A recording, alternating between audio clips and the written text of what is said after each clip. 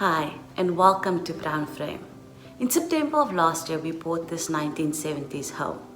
We knew from the get-go that there was a lot of work that needed to be done. We wanted to take out some walls and widen a few openings. So we only ended up moving in December of last year. We used those few months to kind of get all the messy work out of the way. At the same time, we decided to install the kitchen cabinets, oven and stove just to make it more functional for us when we moved in. In today's video, I want to show you what the house looked like before we even touched it and just show you how far we've come. So stay tuned.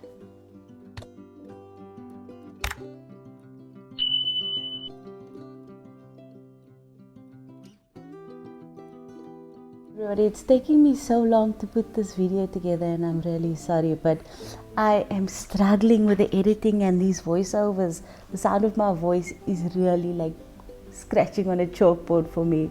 I'm sure there's a bunch of other people that feel the same way. Right when you come in is actually really awesome. We have great ideas to make this into like a sunroom or just like a nice live space with some plants. On the left we have what we are calling the living room, but essentially it's quite closed in, so I think previously it was used as an additional bedroom. But that fireplace, maybe we should just take a moment to stop on it.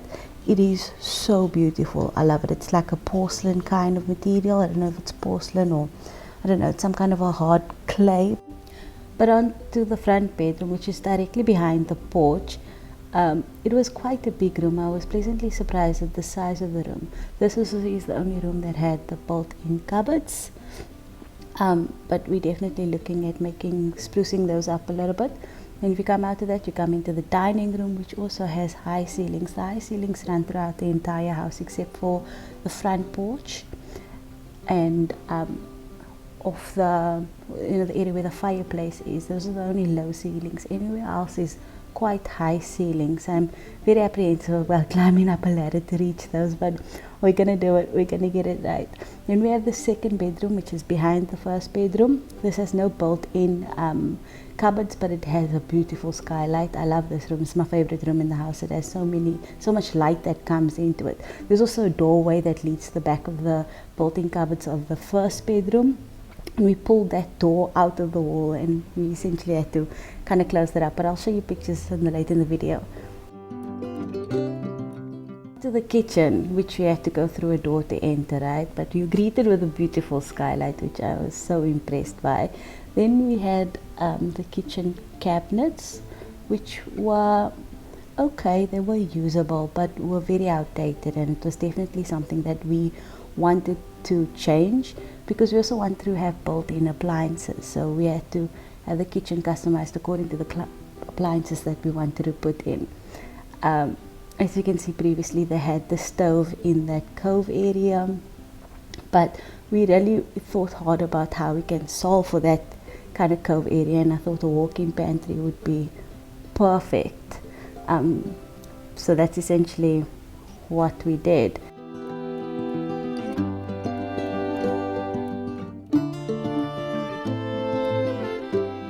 This cabinet in the corner was really nice. I still have it in the garage. I don't know what I'm going to do with it, but I plan on using it sometime.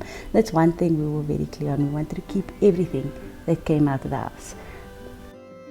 Off the kitchen, we have what naturally seemed like a laundry room. I don't know if this freeze frame does it justice, but it's essentially 4 doors coming off this very small space. It's the bathroom door, the door to the third bedroom, the outside door, and the door that I'm walking through from the kitchen.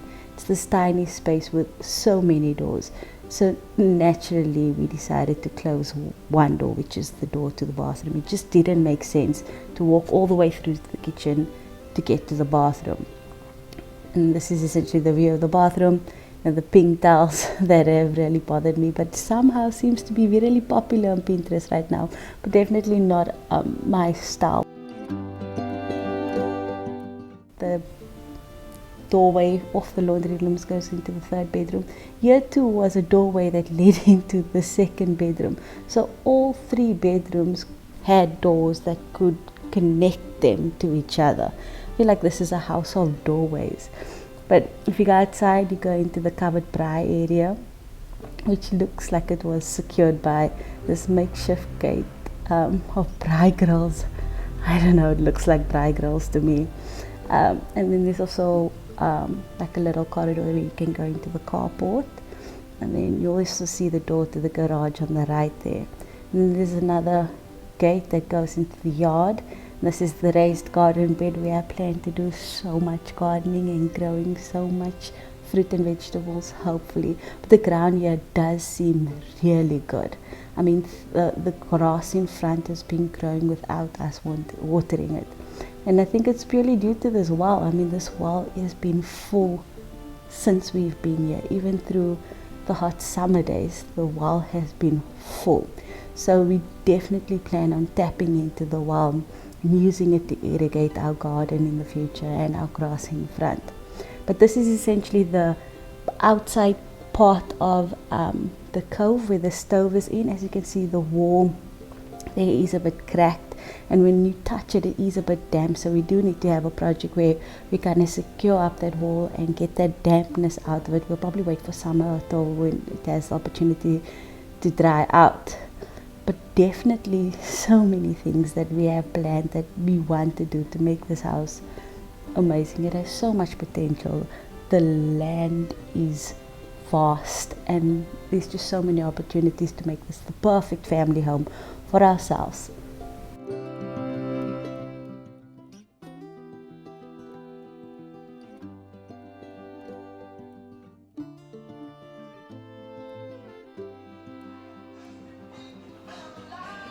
So the first order of business was to check the condition of the wooden floors under that carpet.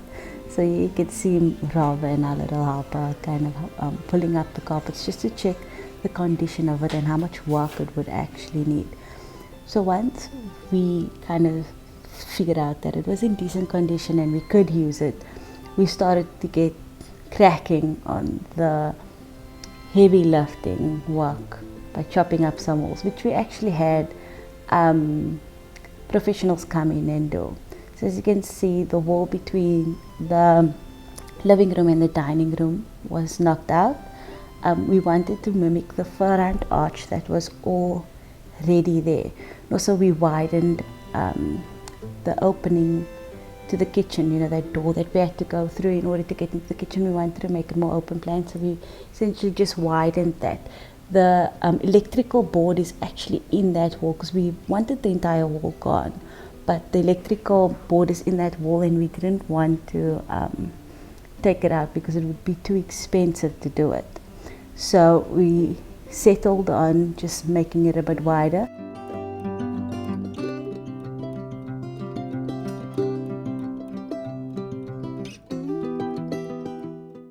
As I mentioned earlier, we wanted to close the door into the bathroom from the laundry room. So as you can see in this freeze frame, we actually put the door on the other side, which goes into the dining room. So at this point in time, we kind of had a doorway that could look right through the bathroom. At this point, our contractor essentially informed us that we had a bunch of loose bricks. And I'm not sure if you can see on the frame above your head, there's a bit of a bow because there weren't actual lintels used to secure the opening. It was actually a piece of Oregon pine wood, which my dad essentially used to make the table. It's one of the beams that came out of the house, but it had a bit of a bow. They didn't use any lintels, so they had to replace it just to make it more secure. And then you can see the lintels were inserted in the other wall to open up that doorway. And then this is the door on the other side of the bathroom that now comes into the dining room. We really wanted the openings to look like it was part of the house. So we wanted the one that opens into the dining room from the lounge to mimic the one that already exists. And this is honestly my favorite image, like just the symmetry of the two openings kind of going down to the ground at that angle, because that's what the original opening was. But yeah, that's the story. Stick around for some pictures of the in-between and some of where we are now. There's still a bunch to do and it's by no means an after, but enjoy.